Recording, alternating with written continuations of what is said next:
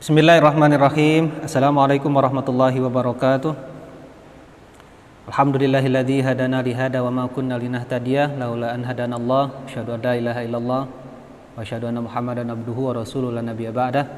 Allahumma shalli wa sallim ala sayidina Muhammadin wa ala alihi wa ashabihi ajma'in. Amma ba'du. Qalu subhanaka la ilma lana illa ma 'allamtana innaka antal alimul hakim. Rabbi shrah li sadri wa yassir li amri wahlul 'uqdatam min lisani yafqahu qawli. Bapak Ibu, saudara-saudariku yang dirahmati Allah Subhanahu wa taala, kita lanjutkan kajian Bulughul Maram kita. Kemarin kita sudah bahas mengenai Kitabut Thaharah, Babul Miyah, bab air, sampai hadis kelima. Sekarang kita akan melanjutkan ke hadis yang 6. Hadis yang ke-6 dari Babul Miyah, bab air. Langsung saja, bismillah, saya bacakan. Wa an Abi Hurairah radhiyallahu anhu, dari sahabat Abi Hurairah, semoga Allah ridha kepada Abi Hurairah. Qala, berkata Abi Hurairah, qala Rasulullah sallallahu alaihi wasallam, Rasulullah sallallahu alaihi wasallam bersabda, kata Rasul, la yaghtasil, tidak boleh mandi ahadukum, salah satu di antara kalian, pilma iddaimi, di air yang tergenang, di air yang diam, wahwa junubun, wahwa sedangkan kalian itu, salah satu di antara kalian, junubun, maksudnya mandi itu mandi janabah atau mandi untuk mengangkat hadas besar. Akhrajahu Muslim, teks hadis ini ada di Sahih Muslim. Walil Bukhari, sedangkan dalam Sahih Bukhari disebutkan bahwa Nabi Shallallahu Alaihi Wasallam bersabda, la yabulanna ahadukum, salah seorang di antara kalian tidak boleh buang air kecil, pilma iddaimi, di air yang diam, alladzi la yajri, yang mana air itu tidak mengalir. Artinya tidak ada air baru yang masuk, sedangkan air lama tidak terbuang. Summa yagtasil, kemudian, summa itu adalah kemudian, jadi ada jeda waktu, dipakai pipis, kemudian setelah itu dipakai mandi, pihi, di dalam air. Wali Muslimin, dan menurut Sahih Muslim, teksnya itu bukan fihi tapi minhu. Summa yagtasilu minhu, kemudian dipakai buang air kecil, kemudian dipakai mandi, minhu, airnya itu dipakai mandi. Jadi kalau fihi, mandi di dalam air, kalau minhu, airnya dipakai mandi gitu. Jadi mandinya di luar, bukan di tempat air itu. Jadi misalkan ada kolam, kalau fihi maksudnya itu adalah pipis di sana, kemudian mandi di situ juga. Tapi kalau minhu, pipis di situ, tapi airnya diambil, dipakai mandi, nah, gitu. Wali Abi Daud, dan sedangkan dari menurut kitab Sahih, kitab Sunan Abi Daud, wala yagtasil, kata Nabi, tidak boleh salah seorang di antara kalian mandi fihi, di dalam air itu, minal janabati, karena untuk, alasannya itu adalah karena untuk menghilangkan hadas besar, mengangkat hadas besar. Baik, pemahaman kita ambil dari kitab syarahnya. Karena jika kita baca terjemahan, tentunya kita akan sulit memahami dari hadis ini. Apa maksudnya hadis ini? Meskipun secara sekilas mungkin kita sudah paham, tapi kita coba bantu pemahamannya melalui dari syarahnya. Jadi ada 3 asumsi di sini. Ada 3 asumsi. Asumsi yang pertama, ada air di kolam, yang mana air tersebut tidak mengalir. Artinya tidak ada air baru yang masuk dan air lama tidak terbuang, itu maksudnya. Jadi si air tersebut lama keadaannya seperti itu. Kita buang air kecil di sana. Terus kita mandi di dalam kolam tersebut.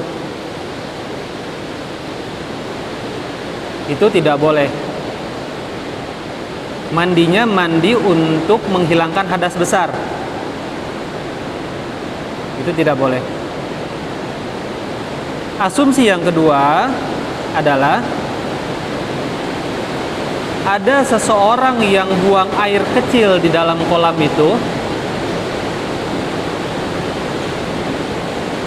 kemudian selain daripada orang itu ada yang mandi di situ untuk menghilangkan hadas besar. Asumsi yang kedua seperti itu. Asumsi yang ketiga adalah kolam tersebut memang biasa orang buang air kecil di situ. Terus kita pakai untuk mandi, untuk adus.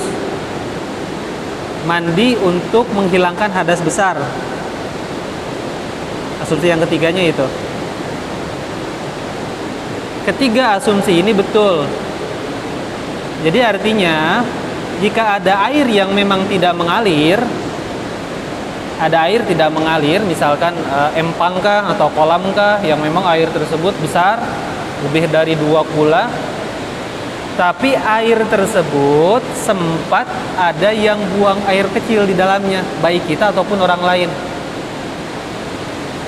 Maka itu makruh hukumnya, air tersebut makruh hukumnya dijadikan sebagai air untuk adus, air untuk menghilangkan hadas besar.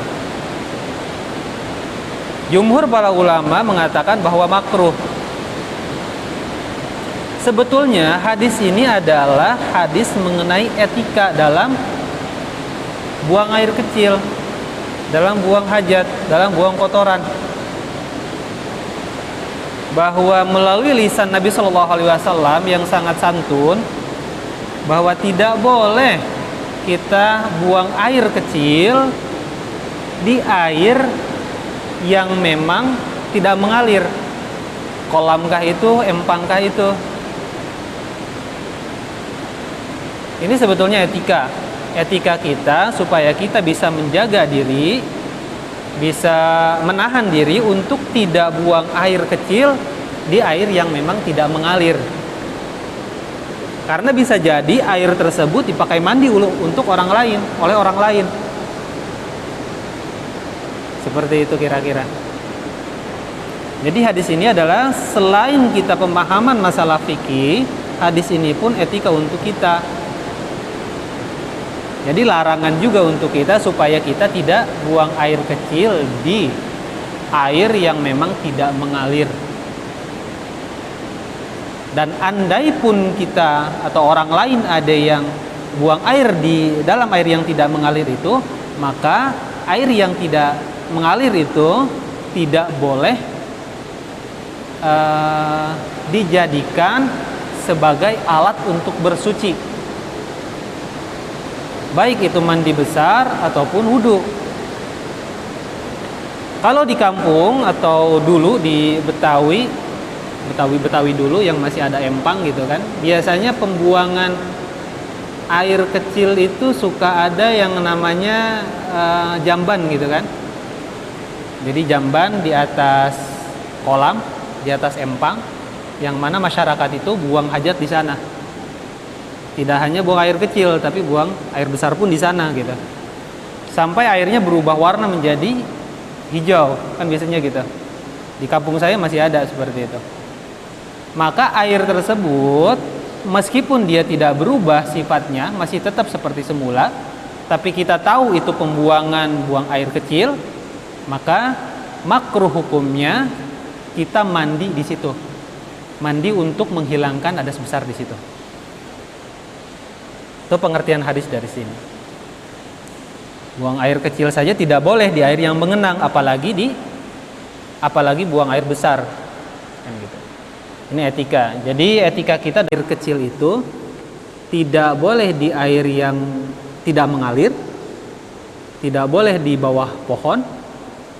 Khawatir biasanya di bawah pohon itu tempat orang meneduh gitu kan. Taman ada pohon rindang, kita pipis di situ. Nah, itu kan etikanya nggak boleh. Atau di lubang, yang mana lubang itu kita tahu-tahu kita buang air kecil di situ. Siapa tahu di dalam lubang itu ada penghuninya gitu kan.